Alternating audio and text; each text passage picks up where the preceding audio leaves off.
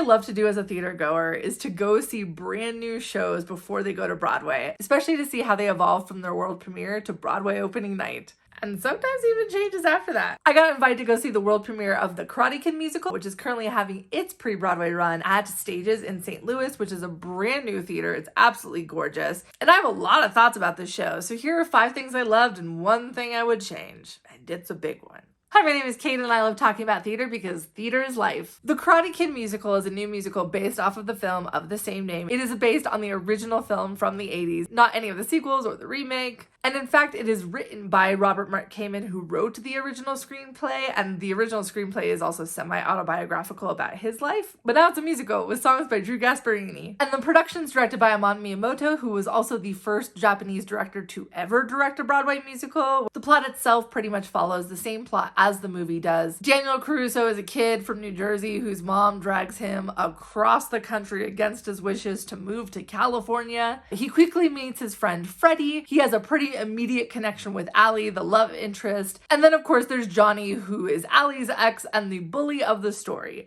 In order to defend himself from Johnny just being a dick all the time, Daniel starts learning karate from Mr. Miyagi, who teaches Daniel about balance. And yeah, that's pretty much it. And then there's a tournament. Same plot. There was a lot I liked about this show. Number 1, hands down, are the songs. I thought the songs were great. Drew Gasparini wrote a really good contemporary musical theater sound that relies heavily on 80s pop with a little bit of traditional Japanese music mixed in. Overall, the songs really match the tone for each and every scene. There's some really energetic and catchy songs, particularly Strike First, Strike Hard, No Mercy. Perfect catchphrase to turn into like the antagonist number. The number's done really well on stage. I also really loved the energy of the opening number as Daniel and his mom are driving to California. It's a good strong opener and really establishes their bond right away. And I thought the overall training montage was done really well. Yes, this is the wax on, wax off number. No, they do not repeat that line a bunch. It is definitely not cheesy. It's done very well. The songs were definitely a standout. I would love to get this cast recording. As far as performances go, the absolutely standouts for me were John Cardoza, who plays Daniel, and Jake Bentley Young, who plays Johnny. I thought they both were able to embody their characters really well. John Cardoza is super talented. He also has a ton of charisma and really exudes leading man energy. He almost reminds me of a young Aaron Tveit. He kind of leans into being almost too charismatic for this role because Daniel is kind of a nerd and an outsider, but he made it work. As I was editing this, they announced that Back to the Future is going to transfer to Broadway, and I'm just saying, he would be the perfect Marty McFly. That's the energy he exudes. Jake Bentley Young was also a fantastic Johnny. I think playing an antagonist is really hard, especially when they're just an outright bully like Johnny is, because it's so easy to hate them, and you don't want them to hate you too much that the audience just doesn't want to watch those scenes anymore. And Jake did a really good job of balancing just how big of a jerk Johnny is with him just seeming to have fun on stage. And so that in itself was fun to watch, even though what was happening was not. Really nice balance there, especially in a show that's all about balance. Another absolute highlight of this show was the blocking and overall choreography. Choreographers Keone and Mari Madrid did a really fantastic job with a lot of the group numbers, especially Strike First, Strike Hard, No Mercy, and also using the ensemble to assist in the training moments. Even the opening number, as Daniel and his mom are driving down the highway, you have the ensemble members moving paneling to make it look like the car is driving on a highway. Great way to start the show. It was absolutely gorgeous. It's one of those clever staging moments that just makes me really happy, because sometimes stuff like that is hard to do on the stage without making it overly cheesy, and this show did a really good job with it. From a design standpoint, the highlights for me were the set done by scenic designer Derek McLean and projection designer Peter Negrini. If those names sound familiar, it's because they literally were nominated for a Tony for MJ. Derek McLean also won the Tony for designing the Moulin Rouge set, which is like extravagant. Now this set isn't quite as extravagant, it's more on the simple side, but for a musical that goes to so many different locations, they did it really well and in really clever ways to still keep with the theme of the show, but to show, hey, we're not in an arcade. And the show's on a revolve, and anytime a show is on a revolve, I just get super happy. It's one of my favorite things in theater. And finally, one of the great things about the show is just its overall theme. This is a show about balance and tolerance and just, you know, getting along, which is something that I think is relevant to today. And ultimately, I think that there is a story that should be told, and that is a really good foundation right off the bat. There's also themes of fatherhood and family, and a really good father-son bond that forms between Daniel and Mr. Miyagi. It's one of those relationships that's just great to see on stage, and an overall message that's really good. And now we get to the one thing I didn't like. But I think the entire book needs to be thrown out. And I don't say that lightly, but like the entire book. Because as of right now, the only things worth keeping are either directly from the movie or the songs. There is not a single spoken word of dialogue that is original to this musical that I would keep in this show. And that's a lot to change, but it's also not unheard of in musical theater. I saw the pre-Broadway run of Diana, and they completely scrapped that first act before taking it to Broadway. And even between filming the pro shot and ultimately how it ended up on Broadway, they made changes. I even look at shows like Amelie, where the original book just didn't quite capture the spirit of that source material, and they ended up changing it for the London production. And the London production tonally matches the source material a lot more. Now, I'm going to talk about specific issues that I have with the book, and some of those will be new to the musical, so minor spoilers ahead. One of the things that I found really interesting is that when I was watching the show, some of it just felt outdated, and I was like, oh, well, it's a movie from the 80s. But then after I got back home, I watched The Karate Kid, because it's been a while since I've actually seen the film, and none of the parts that I thought were outdated were actually from the film. The film actually flows really well for an 80s movie. It's kind of one of the ones that hasn't aged horribly. It's still cliche in ways, but for the most part, it's still a good movie. One of the main issues of the film, in fact, is that the female characters kind of have no agency. It's really just Allie and Daniel's mom, and that's like it for female characters. And for the musical version, they did add more female characters. Allie has friends, Daniel has his group of friends, and some of them are female, which was a nice change, except for the fact that they still gave none of the female characters agency. This show fails the Bechdel test so horrendously, it's almost embarrassing for a musical that is being written in 2022. And it seems like an attempt was made. Allie's solo song in Act 1 is all about her wanting more for her future, but we never get to find out what that is. It just remains this vague, I want a future idea. And from that moment on, every single moment she has is about either her relationship with Johnny or her relationship with Daniel. She literally gets nothing beyond that. One thing that is lost in the stage version is that we get hints of classism in the film that really aren't there for the most part in the musical. I think there may be one line where they hint at it, but it is pretty outright obvious in the film. From Allie's parents just looking down completely on Daniel. They don't ever really meet in the stage show, and I don't mind that that aspect is gone, but I wish there was something else at least in its place to create some sort of stakes for the relationship other than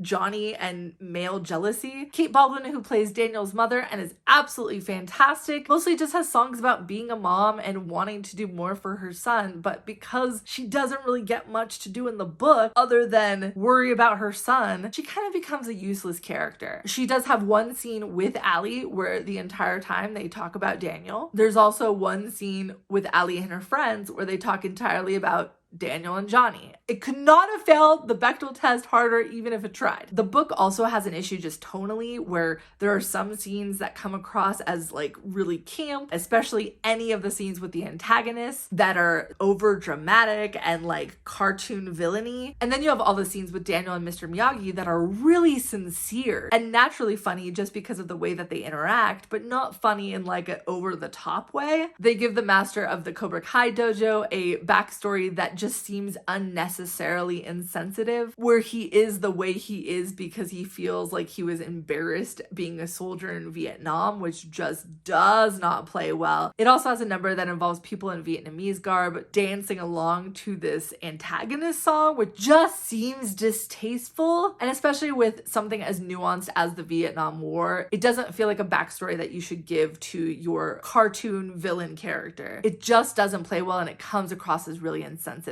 There's also an evil scheming subplot that involves Johnny and like the leader of Cobra Kai that just seems unnecessary. I understand you need to expand out the story, but there's so many other aspects of the story that I would have liked to have seen instead. Like Daniel and Allie get a really cute moment in Act 1, and they don't ever really get that moment in Act 2. I would have loved to see more of that, and also in a way that gives Allie more agency beyond just needing a relationship. The book also has a hard time of flowing from scene to scene without making it awkward. It's either too over-explained because it's on stage, or it's not explained at all. There's a transition between the scene where Daniel goes to visit his mom at work and then goes into the Cobra Kai dojo, and that's really mirrored from the movie, only in reverse. In the movie, he's about to go visit his mom at work, and then he lets her know, hey, I'm going to check out this dojo through the window, goes into the dojo, sees Johnny's there, and then goes and visits his mother. And that scene doesn't work on stage exactly as it is for various reasons. One, you can't really do an establishing shot through a window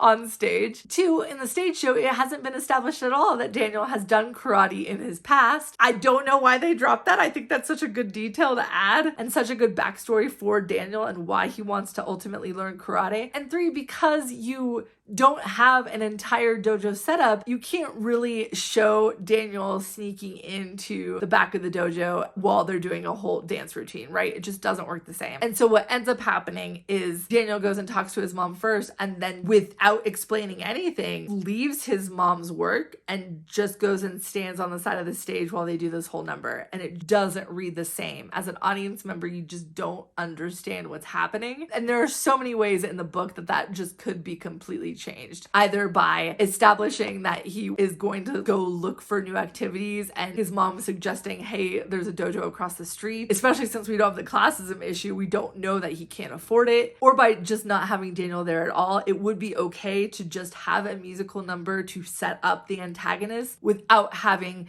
Daniel walk into that scene, because it doesn't help his story later on at all. The dialogue individually is just so clunky. It's another one of those books where it just feels like dialogue that nobody naturally would say. Part of that is because you have to move the scene, but it doesn't feel organic at all. And there's so many scenes that end with Daniel going, oh, I have to go do a thing over there. There's actual scenes where Daniel just suddenly realizes he has something else to do in that moment, and so that's why he has to leave the scene. Even just the opening of the musical bothered me because they add in a scene that takes place after the tournament, which is also not in the film because the film ends with the tournament. And I love the scene at the end of the show. It is a great scene that really wraps up Daniel and Miyagi's relationship, but they try to include part of that scene at the beginning of the musical before the opening number, which doesn't really work as an opening scene for me. It's very low energy. It doesn't really capture the audience's attention right away. And then it ends with Mr. Miyagi doing a narrator speech, which gets us to the past for the opening number. But then we don't ever get Mr. Miyagi as a narrator ever again in the show,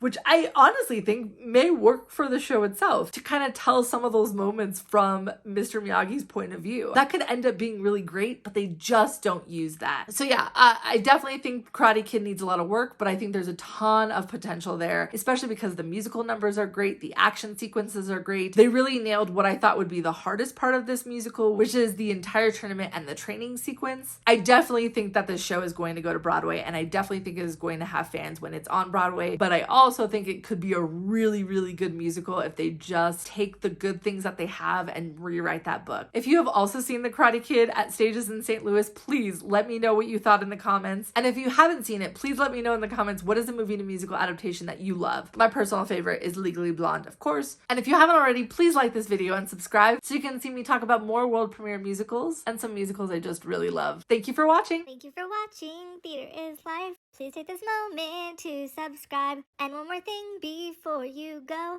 click here to watch another video.